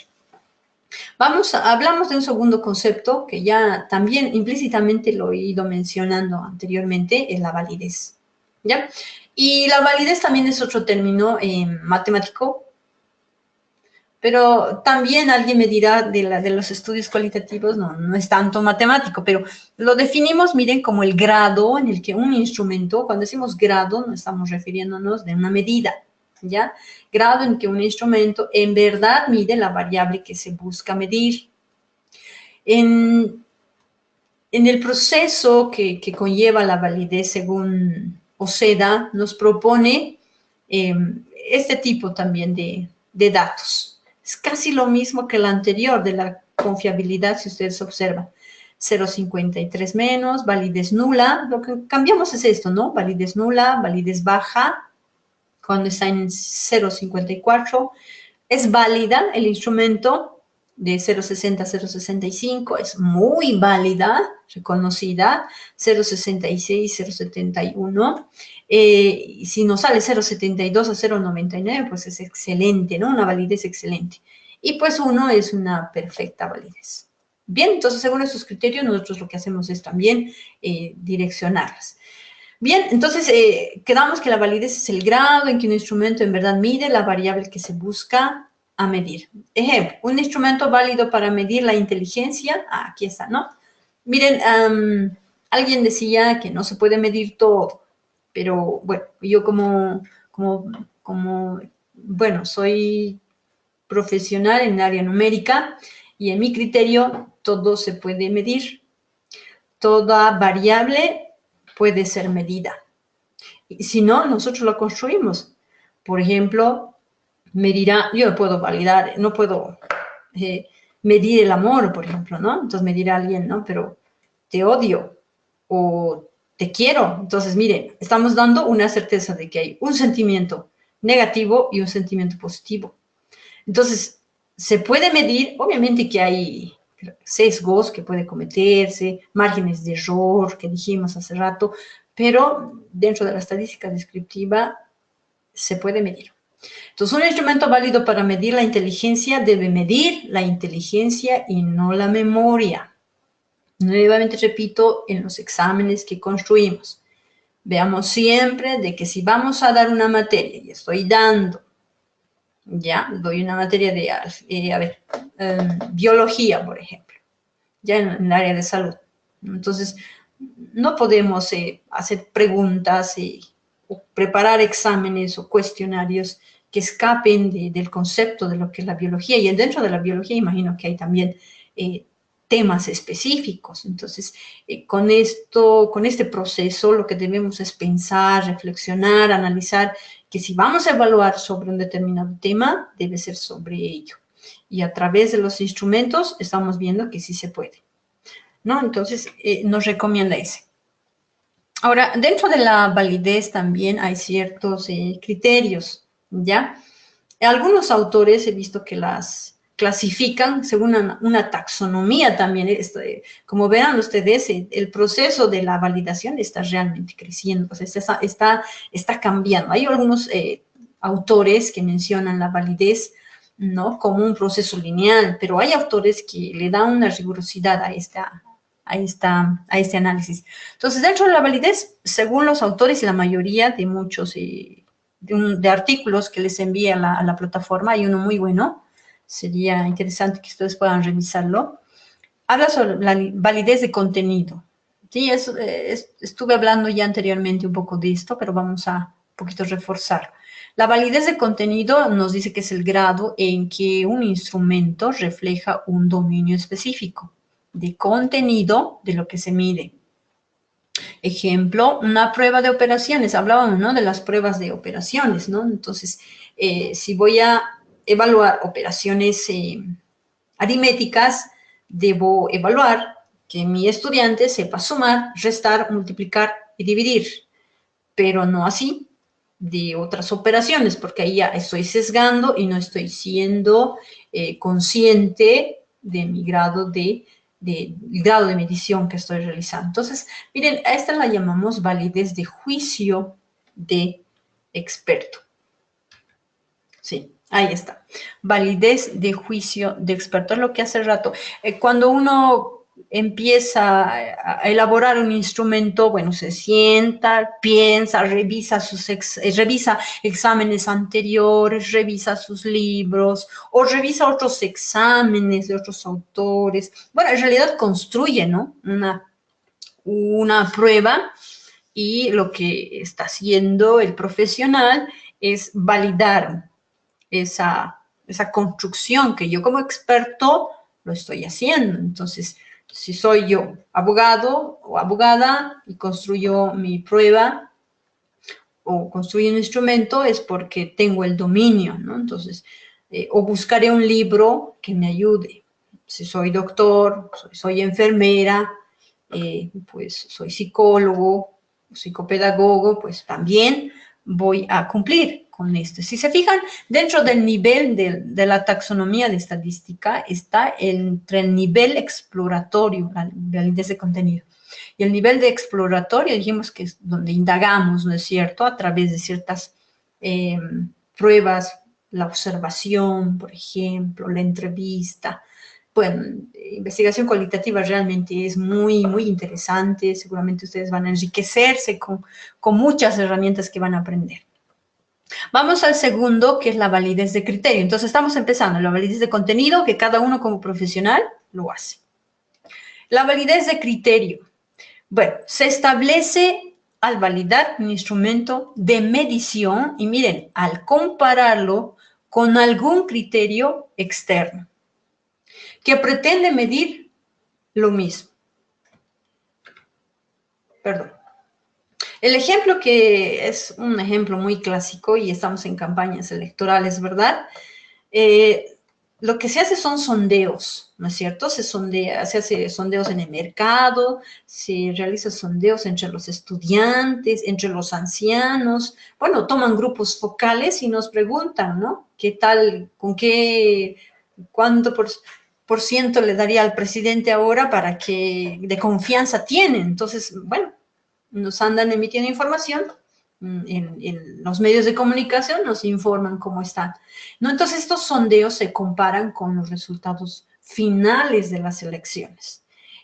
Muchas veces ha habido algunos conflictos, ¿no es cierto?, cuando ha habido las elecciones, en la cual se decía que tal electo, tal sujeto, tal persona va a ganar en las elecciones con el tanto por ciento. Y resulta que al final es otro el resultado y no sale como que una discordancia. Entonces, es lo que se hace en la validez de criterio, es comparar, ¿no? Y comparar estos sondeos previos que hago con los sondeos finales, con los resultados finales. Y para este validez de criterio, puedo sugerirles de que se usan ciertas herramientas estadísticas. Por ejemplo, el coeficiente de contingencias. Esto se la trabaja con el SPS. El Excel también, pero el SPS es mucho más amigable. Nos muestra una tabla de correlaciones entre cada ítem. Cada ítem, con el total de ítems, no los evalúa. Entonces, es interesante trabajar con ello. También está el coeficiente de Spearman, porque son variables qual y quantis. Está de Spearman-Brown, está de Pearson, el alfa de Cronbach, que hemos visto, y la técnica de Aiken. Entonces, el R de Pearson, por ejemplo, es una fórmula que lo utilizan y es lo que ustedes se les ha mandado el segundo trabajo, ¿no? Ver cómo se asocian dos variables. Entonces, también se utiliza una formulita. También está la técnica de Aiken, que no es muy utilizado, pero que en algunas investigaciones la he estado revisando y sí, realmente son muy, muy productivas. La validez de criterio. Y vamos a la validez de constructo. A ver, en este nivel, por ejemplo, hemos empezado nuestra validez de contenido, nosotros construimos nuestro instrumento, nuestro juicio como expertos, vamos a la validez de criterio, le pedimos a otros de la especialidad que conocen, nos los revisen, que nos califiquen, muy bien, vamos a la validez de constructo. Por ejemplo, he visto, y seguramente tienen ustedes las variables que han ido trabajando en sus investigaciones, ¿no es cierto? Ustedes han operacionalizado la variable, dos variables y han sacado dimensiones, ¿no? Entonces hay dimensiones de cada variable, por ejemplo, la dimensión calidad de servicio, por ejemplo, ¿no?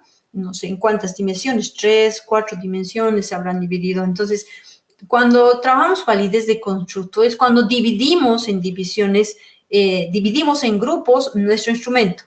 Si yo tengo un instrumento, he construido o he encontrado, ¿no? En la web o en libros, ese instrumento y tiene 20 preguntas. ¿Qué es lo que debemos hacer cuando aplicamos la validez de constructo? Es dividir esas 20 preguntas en ciertas dimensiones, o sea, ¿qué preguntas estarán respondiendo a cierta dimensión? Estas otras 4 preguntas, ¿qué dimensión estarán respondiendo? Y así vamos clasificándola.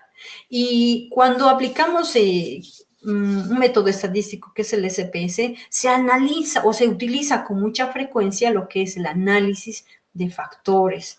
Este método estadístico lo que hace es dividir. Yo introduzco mi cuestionario, las 20 preguntas, y a través de ciertas herramientas y análisis, lo que hace el SPS es dividirnos estas 20 y clasificarlas en las dimensiones, ciertas dimensiones, y nosotros comparamos con las dimensiones que hemos dividido en nuestra matriz de operacionalización. Entonces, se puede trabajar. Generalmente se trabaja cuando son más de 30 preguntas, 40 preguntas, ¿no? Entonces, la dimensionamos.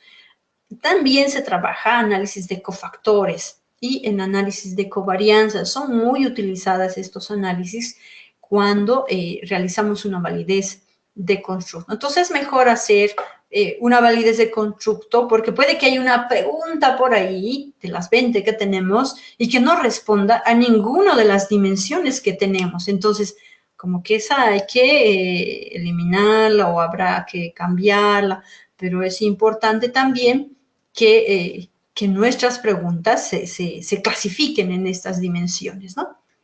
La calidad de servicio tiene 3 dimensiones. Entonces, para la primera dimensión, seguramente voy a establecer 4 preguntas. Para la segunda, 4 preguntas. Para la tercera, unas 5 preguntas. Eso ya va a depender del nivel de investigación que vayan realizando cada uno de ustedes. ¿Ya? Pero lo que sí o sí hacemos, y tal vez lo otro nos va a faltar porque hay que Bueno, en realidad podemos buscar un estadista y nos ayuda a calcular esto. Creo que esto no hay problema. Como investigadores que, bueno, como futuros investigadores o algunos que están ya realizando investigaciones, yo creo que esto no es un elemento que les deba estresar y limitar en su investigación. Hay gente especialista y lo que uno debe hacer es buscar y decirle, por favor, a un estadista, me gustaría que me haga un análisis factorial de mi instrumento, necesito que se me dimensione. Entonces ya está, y ya les entrega la matriz factorial. También necesito una validez de criterio de igual manera.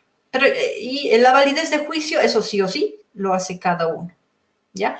Cada uno lo construye, entonces esto nosotros lo trabajamos. Al final de esta propuesta que hablamos de validez, si ustedes se fijan, es realmente complejo y aquí faltan más componentes, ¿no?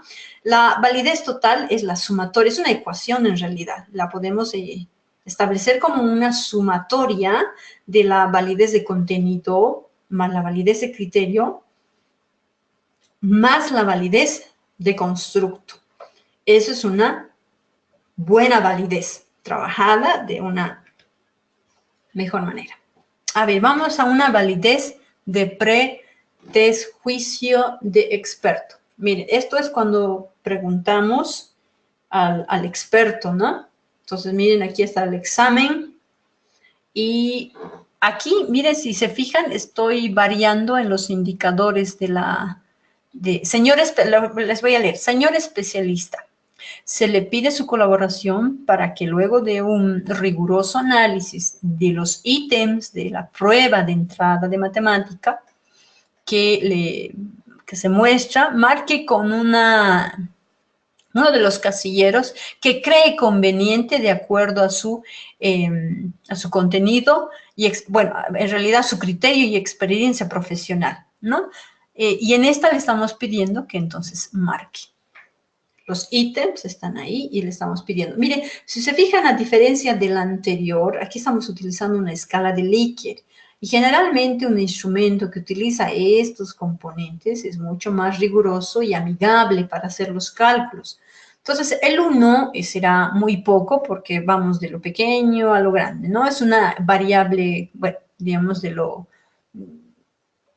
1 de carencia, poco 2, 3 regular, 4 aceptable y muy aceptable. Entonces, nuestro experto, nuestro especialista nos va a marcar, ¿no? Esto está bien, me parece que está regular, me parece que está aceptable y nos va a marcar, ¿ya? Y nosotros le pedimos, y es siempre importante que cuando hagamos nuestro juicio de experto, le pidamos su nombre, le pidamos el grado académico y la materia que él es especialista, ¿no? Y una firmita para que podamos codificar la información. Y aquí está la fórmula que les presentaba, es la misma de covarianzas y observarán aquí. En esta fórmula está manejando las sumatorias de las varianzas, ¿ya? Entonces, es igual, nos tiene que salir el resultado el mismo. Entonces, miren, nos sale 0,795. Y según la clasificación que hemos estado viendo, es una validez fuerte. Miren. Entonces, juez 1, miren aquí, solo se ha encontrado a 1, 2, 3, 5 expertos. ¿Listo? Y cada experto ha evaluado la pregunta, ¿no? Los 10 ítems a preguntar. Miren, ha evaluado, aquí está una sumatoria total, la columna, el promedio, desviación estándar. Y esto también se les va a enviar en Excel para que ustedes ya tengan esa base y lo puedan calcular. Y miren, la fórmula nos sale directamente 0,79. Entonces es fiable, ¿no? Hablamos de la fiabilidad. Hablamos de la validez de contenido y criterial. ¿Saben? En esta validez hay un método muy interesante que es ay, se me fue. Hay un interesante, es con probabilidades que se trabaja. Y este es por el juicio después, el método Delphi. Ahora sí. Hay un método que tiene que ver con la validación a juicio de expertos y que utiliza ciertas características para validar. Entonces, se utiliza algunos componentes de probabilidades para la distribución normal para validar el instrumento. Si ustedes se fijan, miren, aquí está un juicio de expertos. Esto se utiliza, por ejemplo, cuando propongo un modelo, digamos, para mejorar la enseñanza del inglés, digamos, ¿ya? Y en esto propongo mi modelo tiene ciertos componentes teóricos y ciertas estrategias. Entonces, miren, quiero validar ese modelo, si realmente es útil, va a ser útil o es solo teoría, ¿qué va a suceder? Entonces, miren, hay criterios de selección, expertos metodólogos, buscamos, representa el 20%, aquí hay 2, expertos estadísticos, 20%, también hay 2 especialistas, expertos lingüísticos, 20%, 2, expertos de la disciplinares, el 40%, y tenemos aquí a 4 doctores. Hay investigaciones que utilizan esta metodología, el método Delphi, ¿no? Para validar, por ejemplo, un instrumento, y es realmente interesante cómo van trabajando. Aquí tenemos los ítems, y bueno, para calcular esto es otro análisis que se trabaja, ¿no? Dimos un seminario hace años atrás sobre la validación de expertos por el Delphi, que responde a la validez de contenido y criterial. Pero en nuestro caso, nosotros lo que podemos hacer es validar con algunos compañeros de la especialidad que nos puedan colaborar. Tenemos ahora, bueno, dentro de lo que es la estadística, siempre la viñeta la pestaña de analizar nos permite hacer los análisis, los reportes del análisis bidimensional, ¿no? Y aquí, por ejemplo, nos muestra los casos válidos de 5 y los excluidos 0 y total. Y aquí está el alfa de Cronbach, ¿no? 0,795. Miren, el SPSS nos lanza el resultado inmediatamente. Y esto es lo que necesitamos cuando hagamos nuestro reporte de investigación o nuestros trabajos, nuestros informes. Establecemos que este instrumento de cuestionario es confiable, 795, ¿no? Está entre una escala aceptable, en realidad muy aceptable según los criterios. Ahora, este es otro instrumento, es un cuestionario. Hace rato vimos una prueba que nosotros tomamos, una prueba objetiva.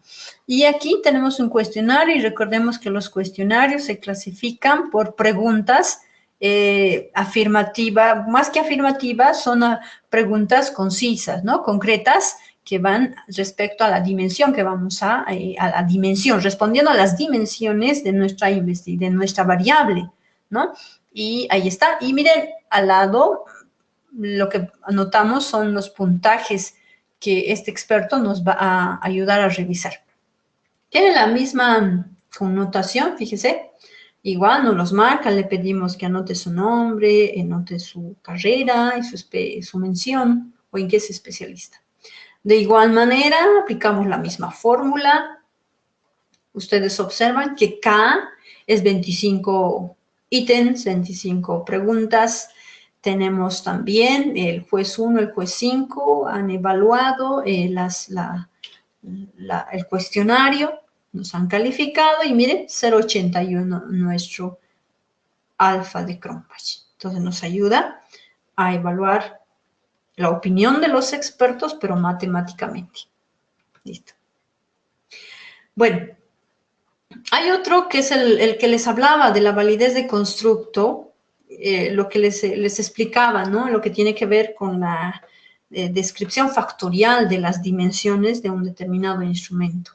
Miren, aquí hay un análisis riguroso, interesante, de la extracción que se realiza de los ítems. Miren, los ítems, y lo que hace el programa es extraer de cada pregunta su valor correlacional, ¿no? Y al final nos extrae en los componentes. Nuestro instrumento está dividido en 4 componentes y cada uno de ellos presenta una extracción y nos da los valores específicos. Bueno, esto ya buscamos a alguien que nos ayude a hacer ese análisis constructo para que pues nuestra investigación sea más validera, y además pueda competir con investigaciones que muchas de las revistas nos exigen, ¿no? Nos piden que tengamos, herramientas estadísticas trabajadas, ¿no? Entonces, la mayoría de las investigaciones en la red, en la web, y sobre todo las revistas, nos piden lo que es la estadística.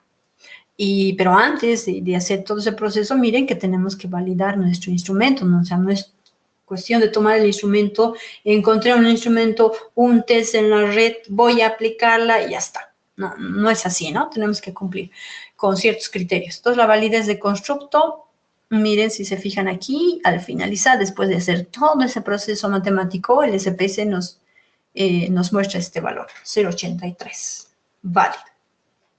Validez cuantitativa del cuestionario de caída. Bien, la validez total, entonces, es la sumatoria de la validez de contenido, más la validez de criterio, más la validez de constructo. Entonces, la validez total la podemos llevar a otras palabras, o sea, para ser mucho más claros. La validez de contenido tiene que ver con el juicio del experto. La validez de criterio tiene que ver con el alfa de Cronbach. Y la validez de constructo con el análisis de factores, ¿ya? Pero ahora, ustedes en su operacionalización, por lo que imagino, ustedes ya han hecho ese análisis porque si han definido la variable, han definido sus dimensiones y a la vez estas dimensiones han definido sus indicadores. Entonces, miren, ustedes ya han trabajado el análisis de factores. ¿Ya? Entonces, si ya ha sido trabajado, mucho mejor. Pero si no, habrá que aplicar esa herramienta estadística que se hace. ¿Listo? Entonces, cuando construyamos un instrumento, hagamos un examen, cumplamos con estos requisitos para que en verdad el trabajo que estamos haciendo sea fiable, ¿no? Sea conciso, no vaya a ser que nomás tomemos un instrumento y ya está. Miren la validez total. El juicio de expertos nos salió 0,94. El alfa de Cronbach 0,95, ¿no? Lo que hacemos es sumar. Y el análisis factorial 0,83. ¿Listo? Y la sumatoria de estos tres entre 3 nos da un 0,91. Miren qué confiable es este valor, 0,91. Está casi en la penúltima, ¿no? Casi excelente, pero es 0,91, es muy buena. Bien, tenemos parece que cuando el modelo de validez, hablamos de documentos a presentar para la validación. Bueno, esto ya es la fase del proceso de validez del instrumento, ¿no? Entonces, cuando pedimos a alguien que nos ayude en la validez del instrumento, debemos tomar en cuenta aspectos importantes, ¿ya? A veces veo que cuando nos piden, ¿no? Me lo puede validar este instrumento y nos traen un instrumento, no tiene una carta formal, no tiene una carta de presentación, no tiene su objetivo, entonces debemos cuidar esa presentación cuando vamos a realizar el proceso de la validez. Miren, una primera recomendación dice la carta de presentación, que nos va a ayudar a poder describir, ¿no?, qué es nuestro objetivo en la investigación que buscamos al realizar esa investigación. Luego hay una matriz de consistencia en la que ustedes están trabajando, la operacionalización, que tiene que ver con la operacionalización de variables de estudio, ¿no? Estos dos van casados, que la matriz nos ayuda a analizar la operacionalización. Luego van los instrumentos con su solucionario, ¿no? Y las fichas de validación. En realidad, este es todo un proceso que nos sugieren que debemos cumplir. Bueno, en realidad hay muchos modelos de presentación, pero me voy a quedar solo ahí, ¿no? No es parte de la materia desarrollar este contenido. Bien, doctor, me quedo ahí, hay mucho más, pero solo vamos a trabajar hasta ahí porque lo otro es otro contenido más que seguramente hay que ampliarlo, hay que trabajarlo. Y bueno, estoy abierta a algunas consultas, aportes, dudas. Me parece que ya no me he pasado la hora. Usted me dice, doctor. Muy bien, muchísimas gracias. Estuvo muy interesante esta clase, ¿verdad? Hemos aprendido bastantes cosas. Sí, tienes razón, ya son 15 minutos para las 10, pero yo creo que valió la pena invertir todo este tiempo. ¿Sí?